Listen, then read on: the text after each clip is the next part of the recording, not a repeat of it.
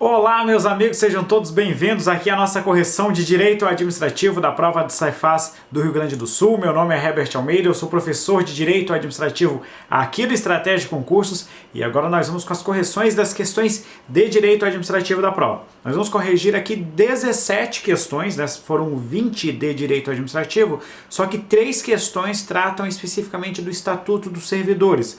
Estes temas serão abordados pelo professor Marcos Girão. Oportunamente ele vai gravar um vídeo para fazer o comentário e vai disponibilizar também lá no blog do Estratégia o comentário das questões sobre o Estatuto. Portanto, agora nós vamos comentar aquelas questões que são de direito administrativo. Eu já vou indicar para vocês, ao longo da nossa análise, pelo menos 3 questões passíveis de recurso. Uma nitidamente por extrapolar o conteúdo do edital, né? E outras 2 ali por uma certa digamos assim, duplicidade de interpretação que nós poderíamos ter na questão. Já vamos direto para o quadro, então, para fazer a nossa correção, né, para a gente ganhar um pouquinho de tempo. Já vamos analisando aqui, então, a primeira questão, questão 21, com relação a agentes públicos, assinale a opção correta, considerando as disposições da Constituição Federal de 88. Eu ainda comentei com a galera, sempre importante fazer a leitura da Constituição Federal no que trata dos agentes públicos, porque não cai tanta questão assim de agentes públicos parte doutrinária e constitucional, mas quando cai muitas vezes a literalidade da Constituição Federal e algumas interpretações. Vamos lá. O vencimento dos cargos do Poder Legislativo e do Judiciário poderão ser superiores aos pagos pelo Executivo. Pelo menos a Constituição Federal fala que, em tese, eles não poderão ser superiores aos pagos ao Poder Executivo. Então tá errado. B. Pessoa indevidamente investida em cargo público deve ser exonerada e obrigada a devolver os recursos que tiver recebido em razão do desempenho irregular das funções. Está errado também porque aqui a gente aplica o princípio da segurança jurídica. Ele é desfeito o provimento do cargo, de fato o servidor vai ser exonerado, todavia ele não vai ter que devolver o que ele recebeu, com base no princípio da segurança jurídica e também do princípio da vedação ao enriquecimento sem causa da administração. Se ele trabalhou, ainda que investido irregularmente, ele mereceu a percepção dos vencimentos durante aquele período. Então está errada a letra B também. Letra C. O teto remuneratório previsto na Constituição aplica-se a agentes públicos das sociedades de economia mista que recebem recursos do Estado para pagamento de despesa de pessoal ou de custeio em geral. Esse aqui que é o nosso gabarito, esse item está correto, gabarito é a alternativa C. O que se refere em relação ao teto do funcionalismo público em relação às empresas públicas e sociedades de economia mista?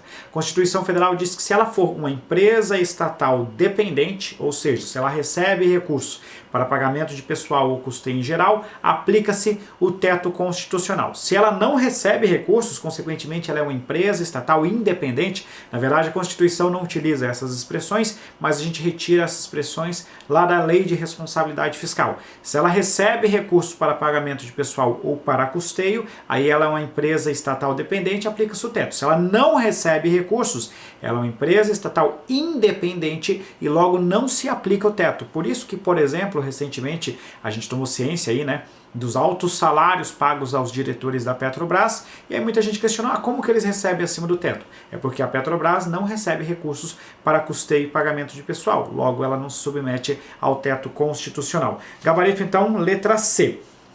D. Nos casos em que a Constituição Federal permite a acumulação de cargos, empregos ou funções, o teto é considerado em relação ao somatório das remunerações. Não, o teto é analisado individualmente, nós trabalhamos muito isso nas nossas aulas. Ele é analisado em cada cargo, então, na verdade, na prática, não tem diferença nenhuma em você acumular ou não acumular, porque a análise ela é individual para cada cargo. Tem 2 cargos, recebe 20 mil em cada um, é 20 mil aqui, 20 mil ali, não é os 2 juntos 40 mil e aí vai verificar se extrapolou o teto. Não, a análise é individual para cada cargo.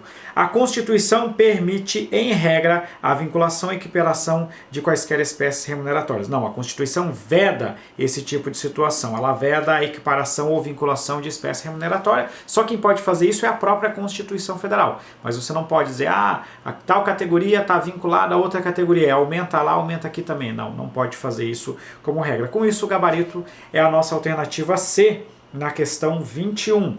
Vamos avançando já, vamos agora para a questão 22. No que tange a bens públicos, questãozinha um pouquinho chatinha, um pouquinho mais difícil, e fala assim: as ilhas lacustres estaduais, enquanto terras tradicionalmente ocupadas por indígenas. Terras tradicionalmente ocupadas por indígenas, essas terras aqui, elas pertencem à União, isso é expresso na Constituição Federal. Então está errada a letra A. B. As ilhas que consistem em terras tradicionalmente ocupadas por indígenas são de propriedade da comunidade indígena. Não, está errado. Da mesma forma como a gente viu aqui em cima, elas são terras da União e não terras da comunidade indígena. Letra C. As terras devolutas pertencem à União, que poderá cedê-las aos estados e municípios para fins de gestão ou afetação pública. A Constituição Federal não traz esse tipo de disposição. D. Ilhas costeiras são de propriedade da União, salvo aquelas que contêm sede de município. Isso aqui é previsão expressa da Constituição Federal, lá no artigo 20, inciso 4, diz assim, ó, as ilhas fluviais e lacustres, nas zonas limítrofes com outros países, as praias marítimas, as ilhas oceânicas e as costeiras, excluídas dessas as que contenham sede de municípios. Então, portanto, o gabarito é a alternativa C. D, melhor dizendo. A letra E, os bens públicos dominicais podem ser alienados nos termos da lei, bem como estão sujeitos ao uso capião. Não porque a Constituição Federal e a lei e o Código Civil, eles não trazem qualquer exceção, né? Os bens públicos são impenhoráveis, inalienáveis, e não estão sujeitos ao uso capião, eles são imprescritíveis, não importa a natureza do bem. Então, portanto, o gabarito, a letra E está errada e o gabarito vai ser a alternativa D. Agora vamos mais um pouquinho para frente, os serviços sociais autônomos. Pessoal, a criação do serviço social autônomo, que é aquele sistema S, depende de lei, isso é fato. Não obstante, eles não fazem parte da administração pública. Tem que ter autorização legal. Por quê? Porque o serviço social autônomo ele recebe as contribuições chamadas de contribuições parafiscais. São contribuições compulsórias recolhidas ali daquelas pessoas que financiam esse tipo de entidade. No entanto, elas não fazem parte da administração pública, integram o chamado terceiro setor, são entidades paraestatais. Aí vamos lá, não dependem de lei autorizativa, está errado porque precisa de lei. Não recebem recursos derivados de contribuições compulsórias. Eles recebem esses recursos, são as contribuições parafiscais. Podem visar ao lucro, não porque são entidades sem fins lucrativos. São submetidas à supervisão ministerial. Isso aqui o CESP pegou, eu quero só fazer um parênteses aqui com vocês. Tem sempre alguém que me pergunta, professor, qual o doutrinador que o CESP adota? Pessoal, não caia nessa balela que você vai ler em fórum, que você vai ler aqui ou vai ler ali na internet. O CESP não adota nenhum doutrinador, nenhum mesmo. Na verdade, o que o autor, a pessoa que faz a prova faz? No dia de elaborar, ela pega um livro da estante dela, ela faz aqui, igual eu, vai lá, pega o seu livro e elabora as suas questões com base nisso. Às vezes eles pegam de Pietro, às vezes pegam Carvalho Filho, Bandeira de Melo, Eli Lopes Meireles, mas eles não adotam única e exclusivamente um autor. Essa questão aqui, ao meu ver, é uma cópia de um trecho do livro do José dos Santos Carvalho Filho, que ele fala que o serviço social autônomo se submete à supervisão ministerial, uma vez que recebe recursos recolhidos de forma compulsória. Então, basicamente, é que seguir o José dos Santos Carvalho Filho. Daqui a pouco nós vamos ver duas questõezinhas que foram cópias literais do livro da Maria de Pietro, o que mostra que nem numa mesma prova eles acabaram seguindo os mesmos autores. Mas não que haja contradição entre um autor e outro. Estou dizendo que eles pegam aquele livro para elaborar cada uma das questões, como foi o caso aqui. Então, gabarito aqui, letra D. Integra a administração indireta? Não, porque eles não fazem parte da administração pública. Gabarito, então, alternativa D. Questão 24. O fenômeno conhecido como deslegalização. Pessoal, aqui eles foram lá numa doutrinazinha mais específica do direito administrativo e que fala desse fenômeno da deslegalização. Felizmente, essa alternativa aqui dava para a gente responder meio que por eliminação, né? Ou meio pela intuição. Vamos analisar de baixo para cima. Na possibilidade de o Poder Executivo editar normas de caráter geral. Não tem nada a ver com isso, né? Tanto que existem normas de caráter geral editadas pelo Poder Executivo que têm força de lei, que são as medidas provisórias. Então eu não posso dizer que isso aqui seria necessariamente deslegalização. Na edição indiscriminada de medidas provisórias, também não é, né? Até fazendo uma piada aqui, até podia ser, né? De tanta medida provisória que é editada por aí, mas não é. No excesso de decretos regulamentares existentes, também não, né? Não tem nada a ver com excesso de regulamento.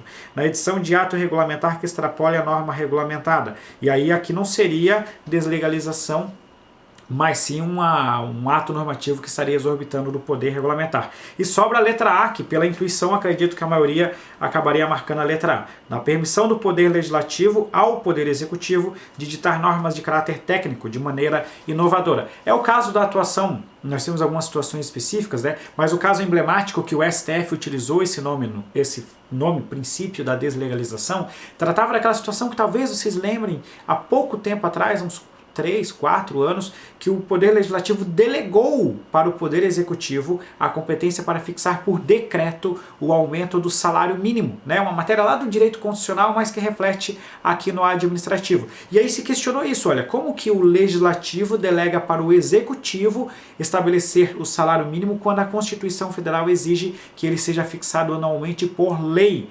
Aí o STF chamou esse fenômeno de deslegalização, que são situações em que, em virtude de um excesso de situações técnicas, a complexidade social acaba permitindo que o legislador reconheça a sua incapacidade para disciplinar determinadas matérias e delegue essa competência para o Poder Executivo. Tem esse exemplo do salário mínimo, mas no direito administrativo o principal exemplo é o estabelecimento de normas técnicas pelas agências reguladoras, pelo Banco Central, pela CVM, que recebem uma delegação legislativa oriunda do Poder ou do Congresso Nacional mais especificamente. Então o gabarito aqui, a alternativa A, portanto. Vamos avançando, questão 25, no que se refere ao poder de polícia. Questão também um pouco interessante. A aplicação de sanção de polícia sem flagrante dispensa o contraditório e ampla defesa. Não, sempre tem que ter contraditório e ampla defesa. Você até pode, em medidas preventivas, mas não nas sanções em si, nas medidas preventivas ali você pode adotar ela diretamente e aí você faz um contraditório e ampla defesa diferido, ou seja, pratica o ato e depois concede o direito de defesa e aí se houver excesso, o Estado tem que indenizar pelos excessos, mas sempre tem que ter contraditório e ampla defesa. Letra B. Os atos de polícia consistem em determinações de ordem pública, ao passo que os consentimentos de pedidos são derivados do poder discricionário. Olha só, os atos de polícia consistem em determinações de ordem pública, ao passo que os consentimentos de pedidos são derivados do poder discricionário. Não, né? Primeiro porque consentimento é ato de polícia, então decorre do poder de polícia. E segundo porque existem consentimentos que são vinculados e consentimentos que são discricionários. Licença é vinculado, autorização é discricionário. C. Pessoa jurídica de direito privado, ainda que integrante da administração indireta, não pode exercer a função fiscalizatória do poder de polícia, incluída a aplicação de multas. Essa questão aqui, ela tá errada e ela tinha uma pegadinha aqui meio forçada, né? Mas o que acontece? As pessoas jurídicas de direito privado, elas podem exercer a fiscalização. Mas a aplicação de multa não é fiscalização, já é a fase de sanção. De qualquer forma, ela já estava errada no começo, mas ela termina também incorreta.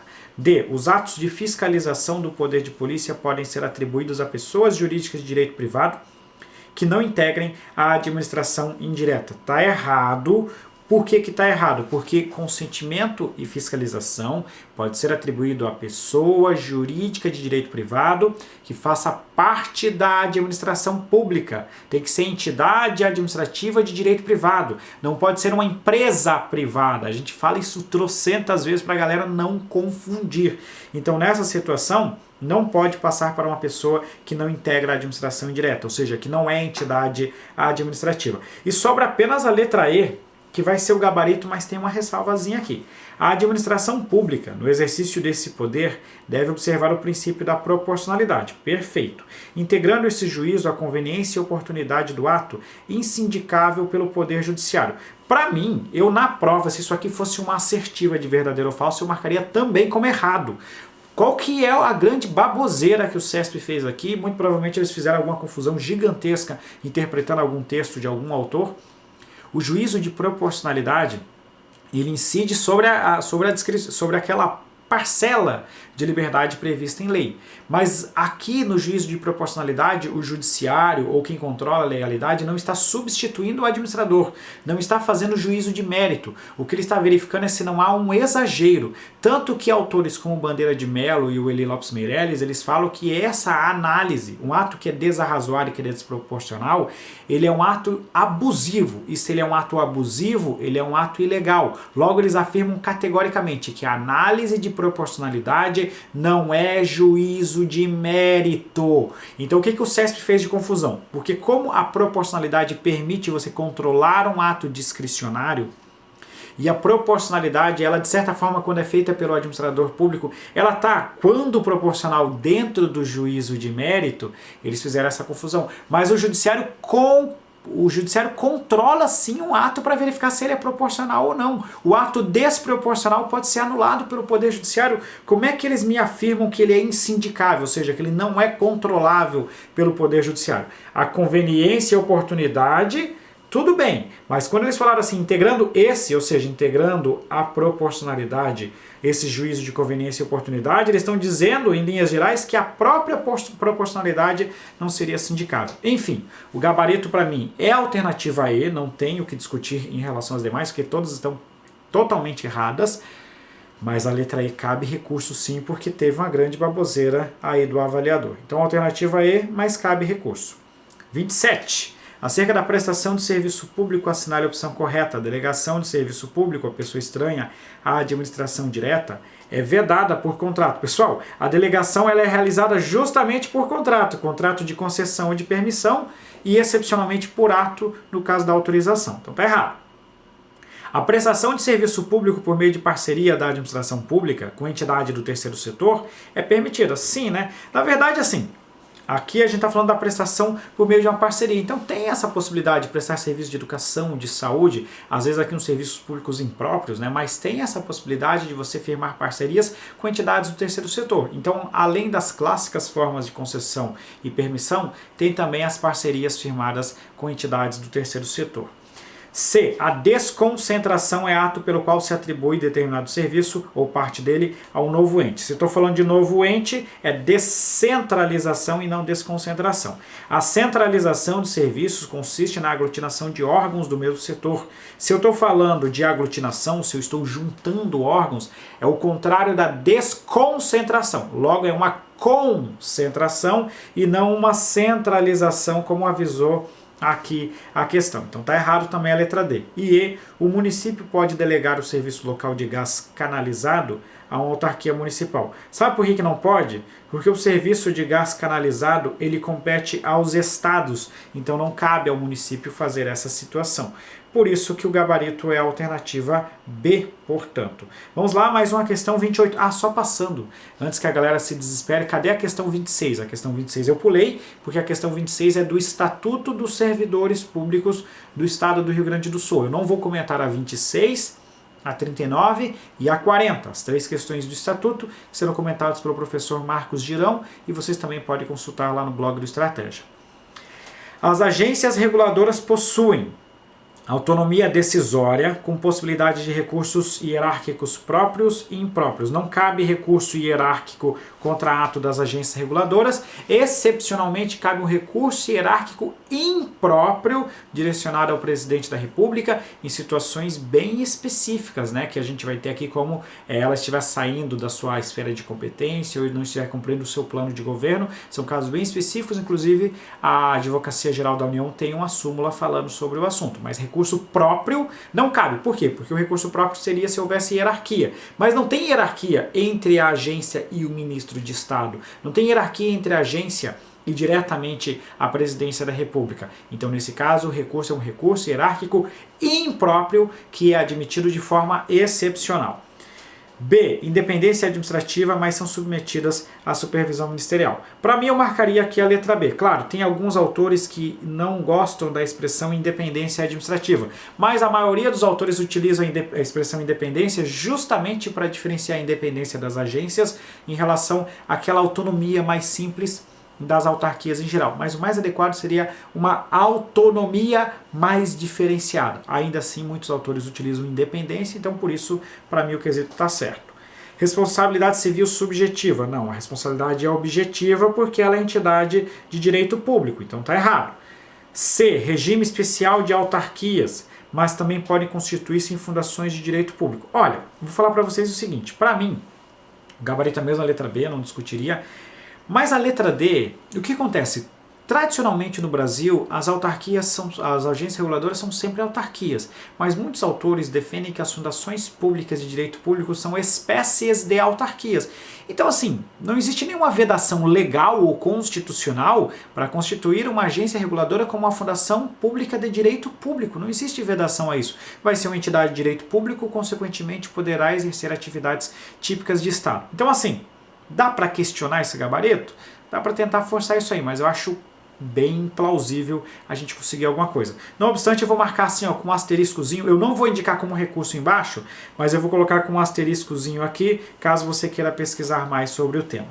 E poder normativo técnico, que consiste na possibilidade de editar atos regulamentares, desde que não criem obrigação nova. Então o que acontece? As agências reguladoras, elas têm um poder normativo técnico e às vezes elas vão criar uma obrigação nova, né? O STF até já discutiu alguns temas sobre isso, isso é um tema que de fato é polêmico, mas o que vem predominando, tanto nas provas do CESP como na FCC, é que a agência reguladora pode criar vedações, pode criar obrigações, pode criar restrições, desde que não cometa exageros, desde que ela receba também uma delegação legislativa, esteja dentro do seu limite de discricionariedade técnica. Então ela pode sim fazer esse tipo de situação, então ela pode até criar obrigações novas para as concessionárias, mas é uma coisa bem limitada e vou dizer para vocês, muito polêmica, mesmo assim a questão está incorreta. Gabarito então letra B nessa daqui.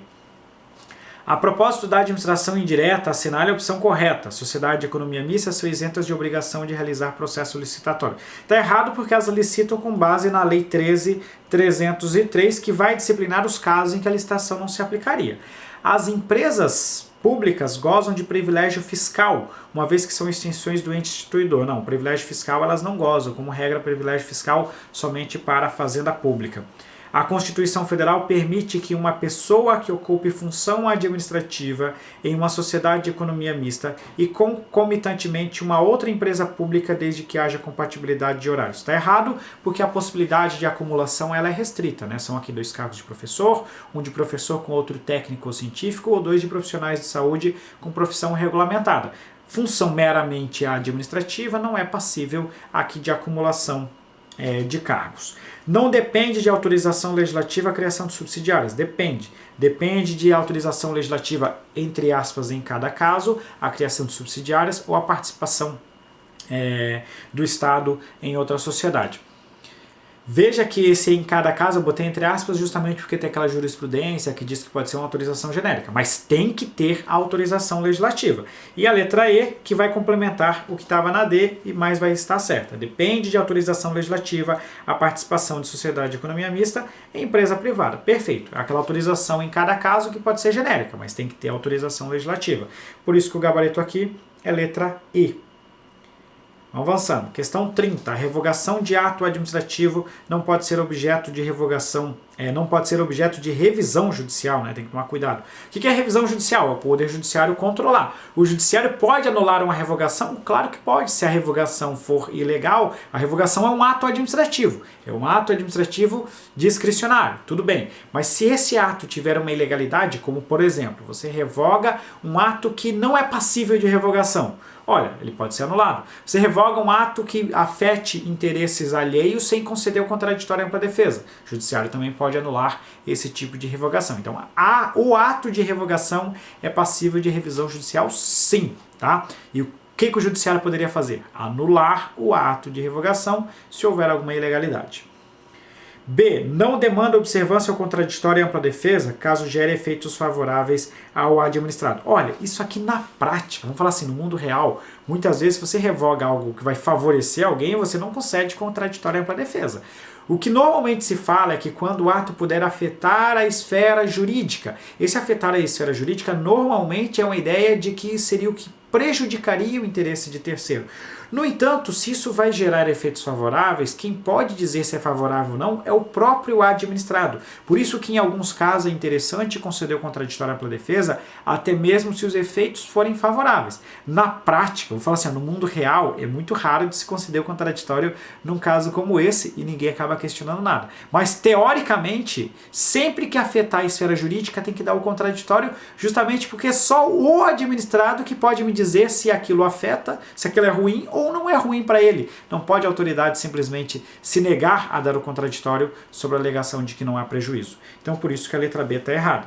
Decorre de vício de legalidade. Não, vício de legalidade é anulação. Opera efeitos ex tunc. Os efeitos são ex nunc. Até o colega aqui que enviou a prova para a gente colocou corretamente aqui que seria ex nunc. Nunc de não retroativo, nunc de nuca, né? Tapa na nuca, vai para frente. Não repristina o ato já revogado, salvo se houver disposição expressa em contrário. O que é repristinar? Eu vou colocar no quadro que é mais fácil. Ó, foi editado o ato A, aí veio o ato B que revogou o ato A. E depois veio o ato C, que revogou o ato B. Aí a pergunta é o seguinte, se o ato C revoga o B, que revoga o a tendência é a gente pensar por raciocínio lógico que a revogação de B fez o A voltar a produzir os seus efeitos. Isso é o que a gente chamaria de efeitos repristinatórios. Mas, em regra, isso não acontece. Quando o C revoga o B, ele só revoga o B e ponto. Não faz o A voltar a ter vigência. Então, por isso que o item está certo. Quando que haverá repristinação? Quando houver disposição expressa nesse sentido. Revoga o ato B e volta à vigência do ato A. Se houver essa determinação expressa, aí tudo bem. É a mesma coisa que acontece com legislação. Se você já estudou com as leis, né? Uma lei revoga a outra, outra lei revoga a anterior. Essa lei que revoga a do meio do caminho não faz voltar à vigência da primeira lei. Então o gabarito aqui, letra E. Vamos avançando mais um pouquinho. Agora vai ficar bem rápido, porque agora as questões começam a ficar tranquilas. Uma vez que... uma última questão que não é tranquila. Uma vez que no direito administrativo brasileiro foi influenciado pelo direito estrangeiro, é correto afirmar que exprime a força do direito alemão no direito administrativo pátrio. Vou confessar para vocês que, olha, isso aqui é o tipo de coisa que dificilmente alguém acertou com convicção na prova, tá? Por que eu vou falar isso? Porque isso aqui é o tipo de coisa que ninguém estuda e ninguém aborda. Isso aqui é uma página específica lá do livro da professora Maria de Pietro. Eu vou dizer para vocês que é até uma maldade colocar isso aqui em prova, mas está em prova. Ah, professor, a partir de agora eu tenho que estudar todas as influências do direito estrangeiro no direito brasileiro? Não, aconteceu eventualmente de cair esse assunto aqui. Vamos trazer para vocês qual que vai ser o gabarito da questão. O que a de Pietro fala? Foi do direito alemão que se buscou também inspiração para a aplicação do princípio da segurança jurídica, especialmente sobre o aspecto subjetivo da proteção à confiança. Então a forma de aplicação do princípio da segurança jurídica, isso aqui decorre lá do direito alemão. Pessoal, por que eu falo que é até uma sacanagem cobrar isso aqui? Se vocês lerem esse capítulo do livro da professora Maria de Pietro, são as 4 páginas em que ela vai falar do direito tal, agregou isso, do direito não sei o que lá, aquilo, do direito americano, não sei o que lá, com adaptação do direito francês. Ela trabalha principalmente o direito americano e o direito francês, mas em alguns momentos vai falar do direito italiano, do direito alemão, do direito romano e não sei o que lá. É assim, mesmo que você tivesse estudado, dificilmente você ia lembrar disso na prova. Infelizmente, faz parte, né? Então o gabarito aqui vai ser a alternativa C. Questão 32. O direito administrativo é formado por muitos conceitos, princípios, elementos, fontes e poderes. As principais fontes, veja só que aqui é fonte formal. Novamente uma questão da de Pietro, né, que eles pegaram expresso. A de Pietro ela vai diferenciar as fontes formais das fontes materiais. Fonte formal é aquilo que é norma, né, vai ser a Constituição, a lei e os atos normativos da administração. É só você lembrar, se você estudou o clássico lá pelas nossas aulas, né, que a fonte primária, a fonte formal, fonte escrita, é a lei, né? Só que quando a gente fala lei aqui, eu estou falando lei em sentido amplo, né? Envolvendo tanto a Constituição Federal, como também a gente chega até os atos normativos secundários. Haveria alguma discussão quanto a esse segundo grupo, mas de certa forma a gente pode colocar aqui a lei como um todo como fonte do direito administrativo. Constituição e lei como capacidade para inovar, e os atos normativos secundários sem capacidade, em regra, para inovar na ordem jurídica. E depois, quando a gente começa a falar de jurisprudência, de doutrina, de costumes, aí a de Pietro coloca, diferentemente da maioria dos autores, os princípios gerais do direito, entre outras tantas situações. Isso aqui já é fonte informal, já é fonte material do direito. Quanto à jurisprudência, até tem uma parte da jurisprudência que entra como fonte primária, que são as decisões com eficácia erga omnes, né? Como por exemplo uma decisão em ação direta de inconstitucionalidade ou ação direta de constitucionalidade ou as súmulas vinculantes. Mas a regra é que jurisprudência seja fonte secundária do direito administrativo. Com isso o gabarito é a alternativa B nessa questão aqui. Avançando mais um pouco, Agora sim vai ficar tranquilo. As agências reguladoras, pessoas jurídicas de direito público interno, cuja finalidade é regular a aplicação cuja finalidade é regular e fiscalizar a aplicação de determinado setor da economia do país, são criadas a partir do processo de criação de entidade administrativa, descentralização. Não tem nem o que discutir nisso aqui. Autorização, permissão e concessão são formas de delegação de serviços públicos, até são meios de descentralização, mas aí é uma espécie específica que é descentralização por delegação. Criação de agência reguladora é descentralização por outorga, descentralização técnica, funcional. E a desconcentração seria a criação de órgão, o que não vem ao caso. Mais um gabarito, então, letra E. Mais uma questão a respeito do PAD. Essa questão aqui, para mim, logicamente que cabe recurso. Por quê? Extrapolou o edital. O que tem a ver Lei 812 com servidores do Rio Grande do Sul? Até fui olhar no edital, né? Levei um susto quando li essa questão. Fui olhar o edital, né? Vai que expressamente eles pediram, apesar de não se aplicar. Não tem previsão da Lei 812. Então, por isso, né, artigo 67 da Lei 812 vai dar o gabarito, que é o prazo de 20 dias, gabarito letra A, sem qualquer problema quanto a isso aqui. No entanto, não tem nada a ver cobrar esse tipo de questão num concurso público estadual sem previsão expressa no edital. Então, por isso o gabarito é letra A, mas cabe recurso por extrapolação do conteúdo do edital. 35, um técnico tributário da Fazenda. Aqui o que aconteceu foi que ele mandou descarregar determinado local durante uma fiscalização. Isso aqui a gente está falando de poder de polícia e agora a gente vai analisar as características dele. Poder de polícia que consiste em atos repressivos, normativos e gerais e que se caracteriza pela coercibilidade. Olha, qual que é o erro da questão aqui? Porque ato normativo já é um ato geral, né? Então quando a gente fala de ato de polícia, a gente está falando de ato repressivo ou preventivo, normativo ou concreto, né? Então como é que eu falo normativo e geral, né? E cadê o ato concreto? Onde é que foi que eu falei aqui o ato concreto ao longo dessa alternativa? Por isso que não é essa a nossa opção. B, disciplinar. Não, porque esse caso aqui não trata de poder disciplinar, não tem nada de aplicação de sanções a servidores ou particulares sujeitos à disciplina interna. C, de polícia, que consiste em atos preventivos e repressivos, perfeito, normativos, né, como por exemplo você baixar aqui um regulamento sobre determinado ato de polícia, e concretos, como por exemplo a concessão de um consentimento, a aplicação de uma multa e por aí vai. E que se caracteriza pela autoexecutoriedade e pela coercibilidade, perfeito, né? Quais são os atributos do poder de polícia? DAC, discricionariedade, autoexecutoriedade e coercibilidade. Faz uns 3 dias eu coloquei um esqueminha no meu Instagram que responderia exatamente essa nossa questão aqui, tratando dessa situação dos atributos do poder de polícia, das características do poder de polícia. Então, por isso, gabarito letra C. De polícia, que consiste em atos repressivos, concretos e discricionários e que se caracteriza pela delegabilidade. Olha, como regra, eles até são discricionários, né, que é o DAC, né, que entra nos nossos atributos, mas se caracteriza pela delegabilidade. Olha, é possível delegar o poder de polícia? É, mas a delegação ela ocorre em situações mais restritas, em situações mais específicas. Então eu não posso falar que há discricionariedade quando eu estou falando do conceito, da forma de execução, e depois chegar aqui na hora de falar sobre outra característica, falar que se caracteriza pela delegabilidade. Não, não tem nada a ver com isso. Até tem a ver, mas não é exatamente isso aqui. E é disciplinar. Novamente não é poder disciplinar, porque eu não estou falando de aplicação de sanções a servidores ou particulares sujeitos à disciplina interna. Gabarito, então, letra C, na 35. Questão 36, assinale a opção que indicar o atributo conforme o qual o ato administrativo deve corresponder a uma figura definida previamente em lei como apta a produzir determinados resultados. Tipicidade, né? A tipicidade é que o ato corresponde a figuras nominadas em lei. Mais uma questão da de Pietro. Tivemos aqui 3 da de Pietro e uma questão do Carvalho Filho, utilizando a doutrina como um todo.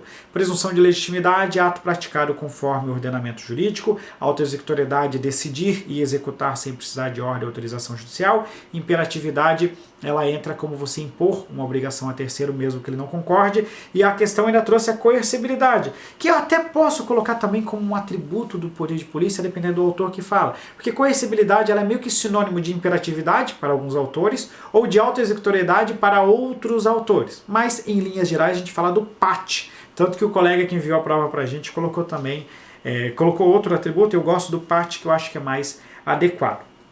De qualquer forma, o gabarito aqui é a alternativa A, portanto.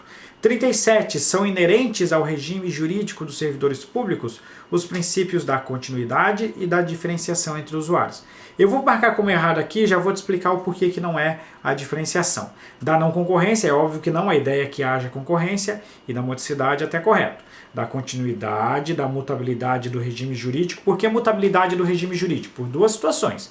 Primeiro, falando do regime jurídico propriamente dito, a lei pode ser alterada. Então, o regime jurídico da concessão ela pode ser modificada também. E o contrato administrativo ele se submete à mutabilidade. Os contratos administrativos são passíveis de alteração. Consequentemente, se submete à mutabilidade do regime jurídico. E igualdade dos usuários. Aí você já deve estar dando um salto da cadeira, falando, professor, eu li na sua aula que tem lá na Lei 8987 que pode estabelecer tratamento diferenciado para os usuários. Então, como é que está colocando a igualdade dos usuários? Leia novamente a Lei 8987. Igualdade aos usuários que se encontrem, você pode estabelecer condições diferentes, né, política tarifária distinta para grupos distintos de usuários.